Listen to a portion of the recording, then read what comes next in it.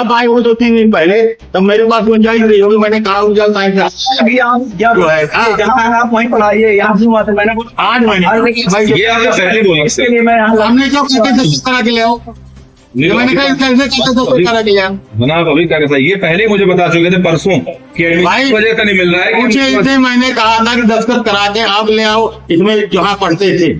Service कल की रहा है तो आप बोलिए कि यहाँ नहीं होगा कल। हाँ तो परसों रीवा जिले के शासकीय उच्च माध्यमिक विद्यालय मारतंड क्रमांक 2 में प्राचार्य प्रदीप सिंह के तानाशाही रवैये के कारण होनहार छात्र राज साकेत को 9वीं कक्षा में एडमिशन नहीं मिला।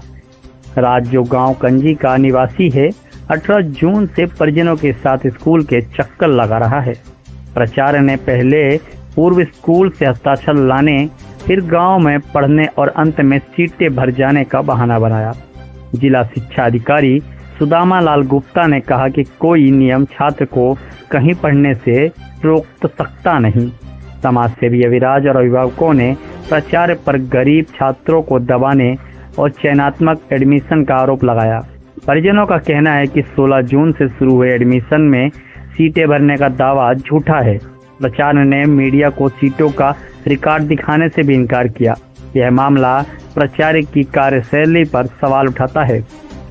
क्या एक होनहार छात्र अपनी शिक्षा के बदौलत सीट तक भी हासिल नहीं कर सकता? क्या प्रदेश के मुखिया इस ओर भी ध्यान देंगे कि एक होनहार छात्र दर दर की ठोकरें खा रहा है शिक्षा को लेकर, कि उसे शिक्षा मिल सके अच्छी, जहां सीटों का बहाना बनाकर उसको एडमिशन नहीं दिया जा रहा है।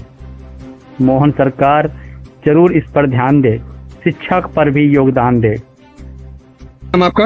राजेश साकेत। कहाँ से आए आप? कंजी से आए थे यहाँ किस लिए आए थे? इस बच्चे का एडमिशन कराने के लिए। क्या कह रहे हैं प्रिंसिपल साहब? बोलते जहाँ का स्कूल, जहाँ का बच्चा है वहीं पढ़ाइए, वहाँ खुद ही स्कूल है 10वीं तक। आपने बोला नहीं कि हमारा बच्चा ही पढ़ेगा, मैं रहूंगा? बोलते कि यहाँ रहेगा कहाँ, आए जाएगा कहाँ। आप क्या कह रहे हैं? हम बोलते कि आपको पहले एडमिशन दीजिए, फिर रहने का तो हम व्यवस्था कहीं न कहीं करेंगे। चल रहे हैं। आज आपने बात की, क्या बोले हैं? आज भी वही बोले जो कल बोले थे। नहीं, अभी उन्होंने तो बोला कि एडमिशन बंद हो गया है कोई। नहीं, ये कुछ नहीं बोले। ये नहीं बोला। आप कितने दिन से आ रहे हैं? 3 दिन से आ रहे हैं। 3 दिन से ही कह रहे हैं कि आप जहाँ के वहीं करें पढ़ाई, यही बोले। और आप यहाँ पढ़ाना चाह रहे हैं? जी। आपका? आशीष कुमार साकेत। सर, आप मातंड क्रमांक 2 में गए थे एडमिशन कराने एक लड़के का। जी, भतीजे तो को गए थे सर। अच्छा, तो क्या समस्या हुई, एडमिशन क्यों नहीं हुआ? समस्या सर ये हुई कि पहले तो उन्होंने ये बोला था कि अगर सूची में आप वहाँ अपने हेडमास्टर की दस्तखत करवा के लाइए, तो उस दिन तो हम लोग इस काम से वापस चले गए थे। फिर दूसरे दिन जब आया वहाँ पे एडमिशन के लिए, तो सर ने बोला कि जो बच्चा जहाँ का है वहीं पढ़े, यहाँ कोई जरूरत नहीं गाँव के लड़कों को पढ़ने के लिए, ऐसा हमसे बोला गया था। इसके बाद आज गेट क्या हुआ?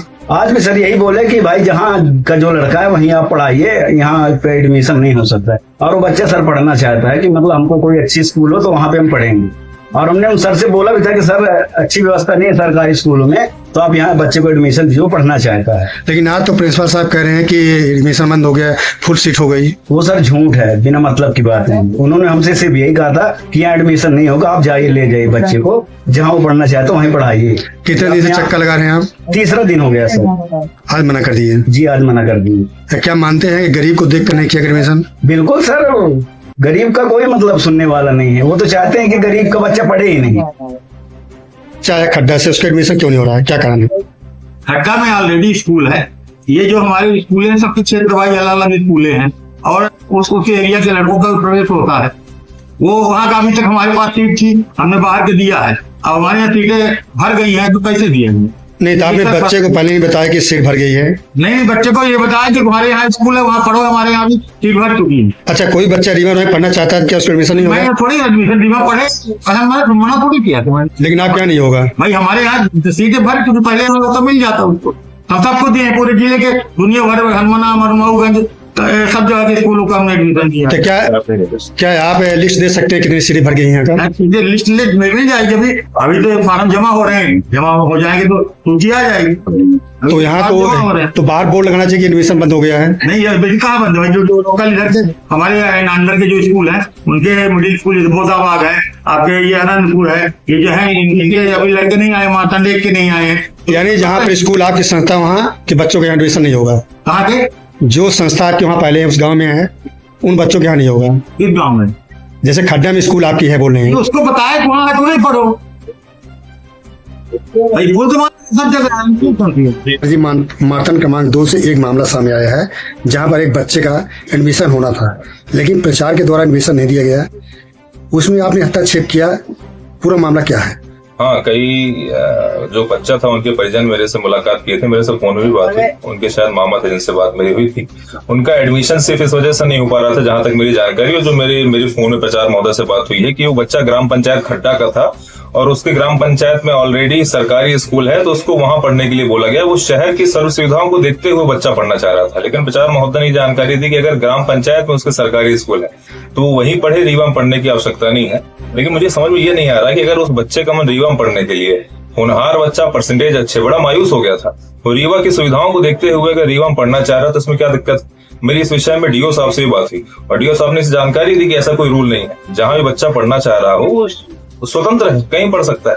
लेकिन उस प्रकार से भी तानाशाही रवैये के पूर्ण बच्चों को एडमिशन न देना, ये सवालों के घेरे में आता है। जबकि कई बच्चों का एडमिशन आज भी हुआ है, क्या मानते हैं कि इसमें प्रचार की क्या? देखिए, निश्चित रूप से कई एडमिशन होंगे, लेकिन जिस प्रकार से मनमानी चलती आ रही है इस पर ये प्रश्न उठ सकते हैं। और मैंने आग्रह किया, निवेदन किया, लेकिन उसके बावजूद में ऐसी अभी जानकारी मिली है, परिजनों से मेरी अभी बात हुई है कि एडमिशन को अभी रोका गया, एडमिशन उसको दिया नहीं गया।